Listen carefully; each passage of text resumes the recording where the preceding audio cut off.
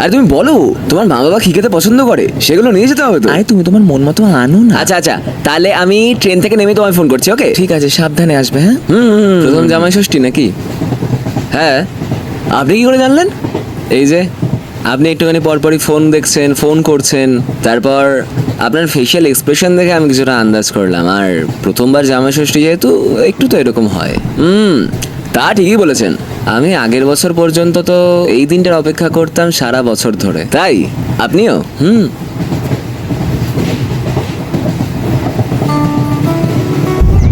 আর একটুখানি মাংস দিই। না না, আর খাবো না, আর খাবো না, খাবো। ওর কথা শুনোই না মা, বাড়িতেও এরকমই বলে। তারপর রাতের বেলা ফ্রিজ খুলে খায়। একদিন এসছি বছরে, ও কিন্তু তবুও আমার নামে নালিশ করা ছাড়ছে না। আমি একদমই নালিশ করছি না, ঠিক আছে? যেটা সত্যি সেটাই বলছি। আচ্ছা, তোরা এখন একটু ঝামেলাটা বন্ধ কর। খাওয়ার সময় এত কথা বলতে নেই, জানো মা?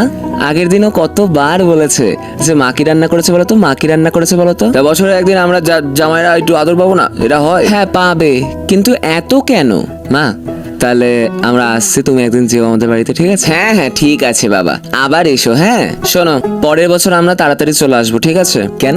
নাহলে এই যে তুমি আগের দিন থেকেই অস্থির হয়ে যাবা, কখন যাব করে, আর মা কি রান্না করেছে এইসব করে। তা কিন্তু তুই একদম ঠিকই বলেছিস। লাগো লাগো, মা মেয়ে মিলে আমার পেছনেই লাগো। ঠিক আছে, আসছি মা। হ্যাঁ ঠিক আছে, সাবধানে যাবে। হ্যাঁ, দুক্কা দুক্কা। ও দাদা, আরে গেলেন কোথায় হারিয়ে আপনি?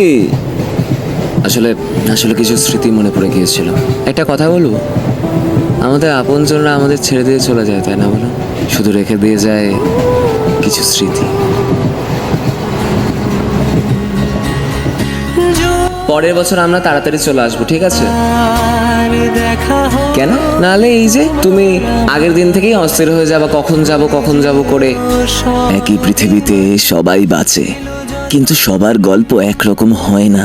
কেউ আজও নিজের মানুষটার হাত ধরে বাড়ি ফেরে, আবার কেউ সারা জীবন বুকের ভিতর এমন একজনকে নিয়ে বাঁচে যে আর কোনোদিনও ফিরে আসবে না।